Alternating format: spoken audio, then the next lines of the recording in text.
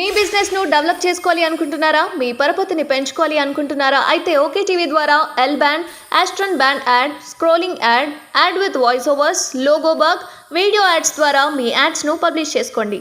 సంప్రదించవలసిన phone number 8520917933. Government order GO అయినటువంటి 46 ని ఎత్తేయాలని చెప్పి నేను కోరుకుంటూ, నిరుద్యోగులకు అండ్ అట్లనే అగ్రికల్చర్ యూనివర్సిటీలో మీరు తీసుకున్న డెసిషన్ వెనక్కి తీసుకోండి క్యాబినెట్ లో. అండ్ అట్లనే ఇప్పుడు తెలంగాణ స్టేట్ కాదు, తెలంగాణ అంటే ఓన్లీ టీఎస్ కాదు, టీజీ అని పెట్టబోతున్నారు. అంటే గత ప్రభుత్వం చేసినవన్నీ మంచి కోసం సరిదిద్దుకుంటే ఓకే, కానీ గివి కూడా మార్చి ఇట్లా అర్థం లేదు. సో దానికన్నా పెద్ద సమస్యలు తెలంగాణలో చాలా ఉన్నాయి, చాలా పెద్ద పెద్ద సమస్యలు ఉన్నాయి మన తెలంగాణ రాష్ట్రంలో చాలా పెద్ద పెద్ద సమస్యలు ఉన్నాయి. సో దయచేసి ఆ సమస్యల పైన మీరు దృష్టి పెట్టాలని చెప్పి నేను మీ అందరినీ కూడా కోరుకుంటా ఉన్నా. సో అండ్ అట్లనే మన ఏవైతే గ్రూప్స్ కావచ్చు అండ్ అట్లాగే అగ్రికల్చర్ యూనివర్సిటీ కావచ్చు, జీవో నెంబర్ 46 కావచ్చు, స్టాఫ్ నర్స్ ఇష్యూలు కావచ్చు, ఇట్లా చెప్పుకుంటూ పోతే 59 జీవోని అడ్డు పెట్టుకొని అక్రమంగా దోచుకున్నారు తెలంగాణని. సో వీటన్నిటి మీద కూడా ఈ రోజు కేబినెట్ మీటింగ్ లో డిస్కస్ చేయండి. సో అనవసరమైనవి కాదు, అవసరమైనవి, ప్రజలకి ఇబ్బంది కలగనివి, ముఖ్యంగా ధరణి సంగతి ఏందో తేల్చండి. సో ఇవన్నీ కూడా ఈ రోజు కేబినెట్ లో మాట్లాడాలి. ఈ రోజు కేబినెట్ మీటింగ్ జరుగుతుందని కూడా తెలుస్తోంది. సో ఈ రోజు కేబినెట్ మీటింగ్ లో ఇవన్నీ కూడా ప్రస్తావించండి. ఆయన తెలంగాణ స్టేటా, తెలంగాణ గవర్నమెంటా అనేది ఇంపార్టెంట్ కాదు. ఇప్పుడు ఫస్ట్ ఏది ఇంపార్టెంట్, తెలంగాణ ప్రజలకి ఇబ్బంది కలిగించకపోవడం.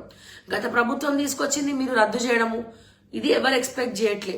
ఇప్పుడు మీరు ఏం చేయబోతున్నారు? మీ ప్రభుత్వ హయాంలో కాంగ్రెస్ పార్టీ మార్క్ తో ఎట్లా పాలించబోతున్నారు, ఎట్లా పరిపాలించబోతున్నారు అనేదే మేము అడుగుతా ఉన్నాం మిమ్మల్ని.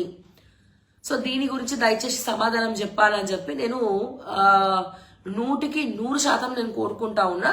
సో కేబినెట్ లో ఇవన్నీ కూడా మాట్లాడిన అట్లనే 140 మంది రిటైర్డ్ ఆఫీసర్లు కొనసాగింపు ఎందుకండి? కొనసాగింపు ఎందుకు? వాళ్ళకి రిటైర్మెంట్ అవసరం లేదా?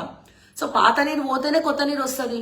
సో అందరినీ ఇట్లా పెట్టుకుంటూ పోతే అసలే పైసలు ఎవరైనా ఆయన అంటే ఎన్ని రకాలుగా ఎంతమంది చుట్టాలని తీసుకొచ్చి అక్రమంగా, మరి ఈ మాత్రం దానికి గ్రూప్స్ ఎగ్జామ్స్ ఎందుకండి? ఎగ్జామ్స్ పెట్టుడు ఎందుకండి? ఆ ఎగ్జామ్ ఎందుకండి? ఈ ఎగ్జామ్ అని ఎందుకండి? ఎందుకు ఇవన్నీ వేస్ట్ కదా. సో దయచేసి నేను చెప్పేది ఏంటంటే ఈ కొనసాగింపులు అవసరమే లేదు. వాళ్ళని తీసి అవతల పడేయండి. ఏడ పడేస్తారో కూడా తెలియదు. ఆ తూర్పు దిక్కు దండం పెట్టుకుంటా అది తీసి అవతల పడేయండి. అవసరం లేదు. ఇన్ని రోజులు ఆ రిటైర్డ్ ఆఫీసర్లు పడి తిన్నది కావచ్చు తెలంగాణ మీద. సో ఇప్పుడే చూసినాం మనం, సోమేష్ కుమార్ అంతా కూడా మేము బయట పెట్టడం జరిగింది. ఇంకొన్ని రోజుల్లో ఇంకొంతమంది కలెక్టర్ల ఆస్తులు ఇవన్నీ కూడా త్వరలో బయట పెట్టబోతున్నాం. సో బయట పెట్టినందుకు మీరు ఇమీడియట్ గా యాక్షన్ తీసుకుంటే బాగుంటుంది.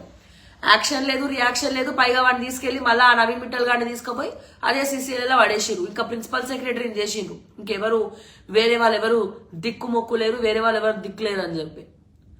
సో ఇది కరెక్ట్ కాదు కదా. సో దయచేసి దీని మేరకు అట్లనే మన విద్యా వ్యవస్థ ఎట్లా నిర్వీర్యం అయిపోయింది. 6,000 పైగా స్కూల్స్ పడిపోయినాయి, మూతపడ్డాయి. సో దయచేసి గవర్నమెంట్ స్కూల్ మనకి ఉచిత విద్య, ఉచిత వైద్యం అని మొత్తుకుంటున్నాం. సో దయచేసి ఒకసారి చూడండి, ఢిల్లీని పరిగణలోకి తీసుకోండి. ఢిల్లీలో విద్యా వ్యవస్థ కానీ వైద్యం కానీ అత్యద్భుతంగా ఉంటుందండి, చాలా అత్యద్భుతంగా ఉంటుంది. ఇక్కడ అంతా free education and free health. So ఇవన్నీ కూడా ఉన్నాయి. దయచేసి నేను చెప్తా ఉన్నా, వీటిని పరిగణలోకి తీసుకోండి.